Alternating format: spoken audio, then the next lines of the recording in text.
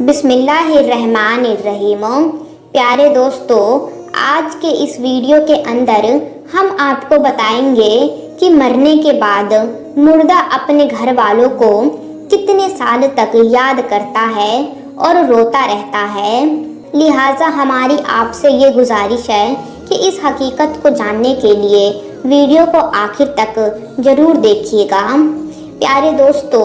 ہم میں سے ہر ایک یہ جانتا ہے کہ یہ دنیا کی زندگی یہ عارضی اور مختصر سی زندگی ہے۔ ایک نہ ایک دن ہم میں سے ہر ایک کو انتقال کرنا ہے اور اس دنیا فانی کو چھوڑ کر اپنے اصلی ٹھکانہ آخرت کی طرف جانا ہے۔ اور موت ایک ایسا دروازہ ہے جس میں سے ہر ایک کو گزرنا ہے، چاہے وہ بچہ ہو، جوان ہو یا بوڑھا ہو، ہر ایک کو موت کے دروازے سے گزرنا ہوتا ہے۔ پیارے دوستو، دنیا اور آخرت کے بعد ایک اور عالم ہے جس کو ہم عالم برزخ کہتے ہیں۔ مرنے کے بعد اور قیامت سے پہلے تمام جنوں اس کی ارواح کو حسب مراتی اس میں رہنا ہوتا ہے، اور روح کہیں بھی ہو جسم کے ساتھ اس کا تعلق رہتا ہے۔ قبر پر آنے والوں کو وہ پہچانتی ہے، اور یہ کہنا کہ فلاں کی روح فلاں کے اندر چلی گئی یا اس نے دوبارہ جنم لے لیا، یہ عقیدہ قرآن اور سنت کے خلاف ہے۔ حدیث شریف میں آتا ہے کہ جب مسلمان مرتا ہے تو اس کی راہ کھول دی جاتی ہے کہ جہاں چاہے وہ چلا جائے۔ اور حضرت سعید بن مسیب رضی اللہ تعالیٰ عنہ سے مروی ہے کہ حضرت سلمان فارسی اور عبداللہ بن فارسی رضی اللہ تعالیٰ عنہ جب وہ آپس میں ملے تو ایک دوسرے سے کہا کہ اگر مجھ سے پہلے کوئی انتقال کرے تو مجھے خبر دینا کہ وہاں کیا پیش آیا ہے۔ کہا کیا زندے اور مردے بھی ملتے ہیں؟ تو فرمایا ہاں، مسلمان کی روح جنت میں ہوتی ہے، انہیں اختیار ہوتا ہے کہ یہ جہاں چاہے چلی جائے۔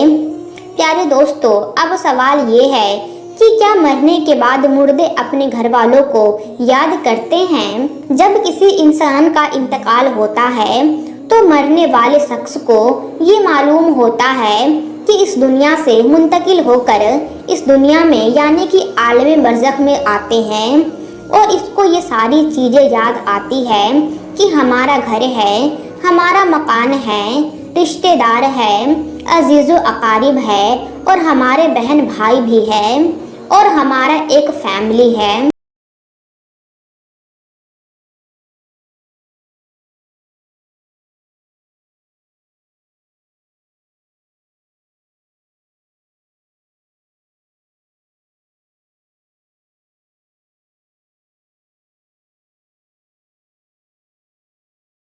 اور یہاں تک کہ جب اس مردے کی روح نکل جاتی ہے اور اس کو دفنایا جا رہا ہوتا ہے تو پھر اس وقت وہ مردہ اپنی آنکھوں سے ساری چیزیں دیکھ رہا ہوتا ہے، یعنی کہ اس کی روح تمام چیزوں کو دیکھ رہی ہوتی ہے، اور اس کو پتہ ہوتا ہے کہ اب ہمیں کفن پہنایا جا رہا ہے اور اب ہماری جنازے کو اٹھایا جا رہا ہے۔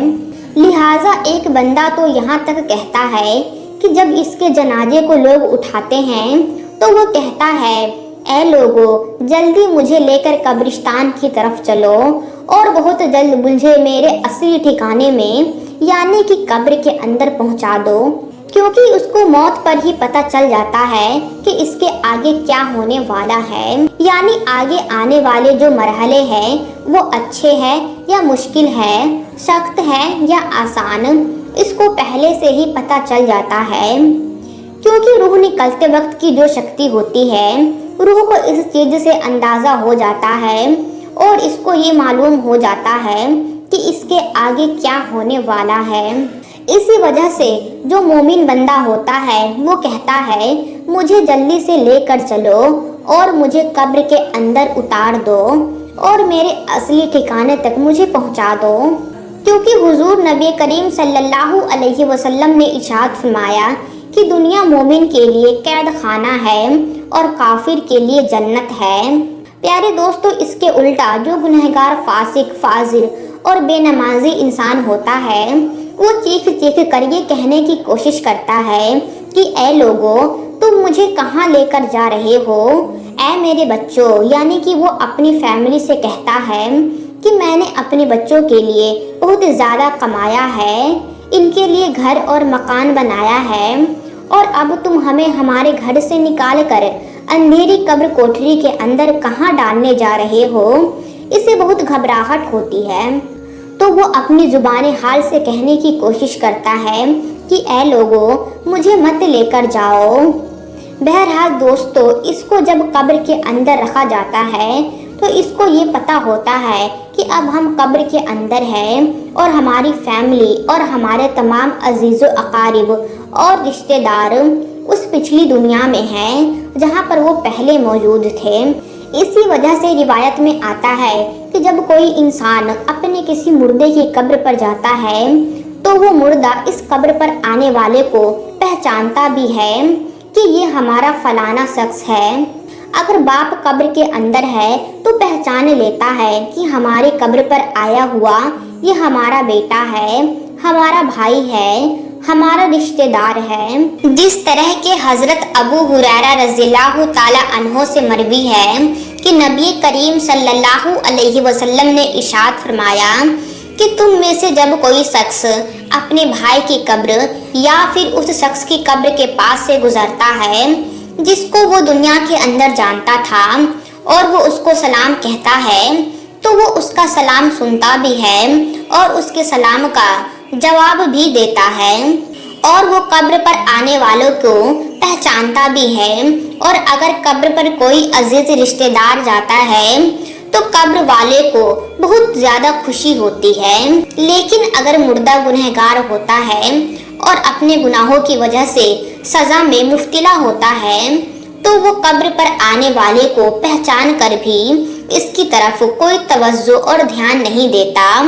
क्योंकि कब्र के अंदर उसकी जिंदगी अजीजन बन चुकी होती है और वो अजाब से दो चार हो रहा होता है। इसी वजह से उसका कब्र पर आने वालों की तरफ ध्यान नहीं होता। और जब हम कभी किसी कब्रिस्तान पर जाते हैं, हम ये कहते हैं अस्सलामु अलैकुम, तो वो कब्र वाले हमारे सलाम को सुनते भी हैं और हमारे सलाम का जवाब भी देते हैं।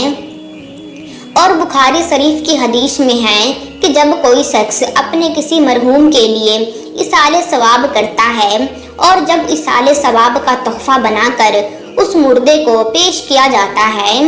तो वो बड़ा खुश होता है, और उस वक्त उसको ऐसी खुशी मिलती है कि इससे पहले उसको ऐसी खुशी कभी नहीं मिली होती। बहरहाल दोस्तों, जो गुनहगार बंदा होता है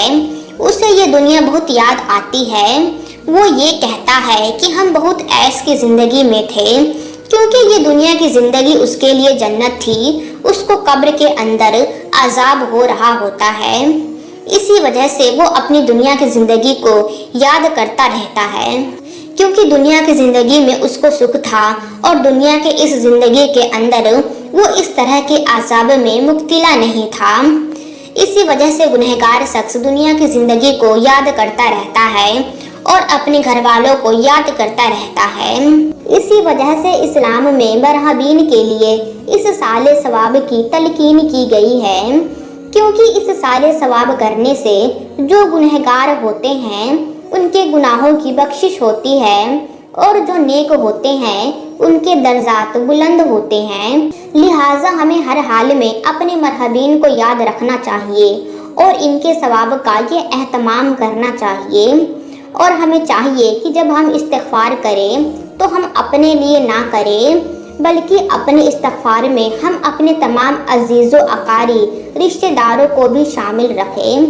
प्यारे दोस्तों, लेकिन जो नेक बंदा होता है वो दुनिया की ज़िंदगी को याद नहीं करता, क्योंकि दुनिया की ज़िंदगी उसके लिए कैद खाना थी और उसके लिए कब्र की ज़िंदगी यानी कि आलम बरज़ख की ज़िंदगी जन्नत होती है। इसी वजह से उसको दुनिया की और अपने घर वालों की किसी किस्म की कोई टेंशन, फिक्र और परेशानी नहीं होती, क्योंकि अब वो अपनी उस ज़िंदगी में होता है जिसके अंदर उसको राहत और सुकून होता है और जिसके अंदर उसको हमेशा हमेशा रहना है, और वो इसी में खुश होता है। کیونکہ وہاں پر اس کو کسی قسم کی کوئی دکھ پریشانی اور تکلیف نہیں ہوتی، بلکہ اس کے لیے راحتیں ہی راحتیں ہوتی ہیں۔ اور جو گنہگار بندہ ہوتا ہے اس کو یہ دنیا بہت یاد آتی ہے اور وہ قبر کی بہشتوں سے بہت پریشان ہوتا ہے۔ بہرحال پیارے دوستو، جو اصل چیز ہے وہ عمل ہے۔ جس طرح کہ علامہ اقبال رحمۃ اللہ علیہ ارشاد فرماتے ہیں کہ عمل سے بنتی ہے زندگی، جنت بھی اور جہنم بھی۔ یہ خاکی اپنی فطرت میں نہ نوری ہے نہ ناری، عمل پر یہ ساری چیزیں ہیں۔ اگر انسان کے عمل اچھے ہیں تو موت سے اچھی کوئی میسج نہیں، اور اگر انسان کے عمل خراب ہے تو موت سے برا اس کے لیے کوئی پیغام نہیں۔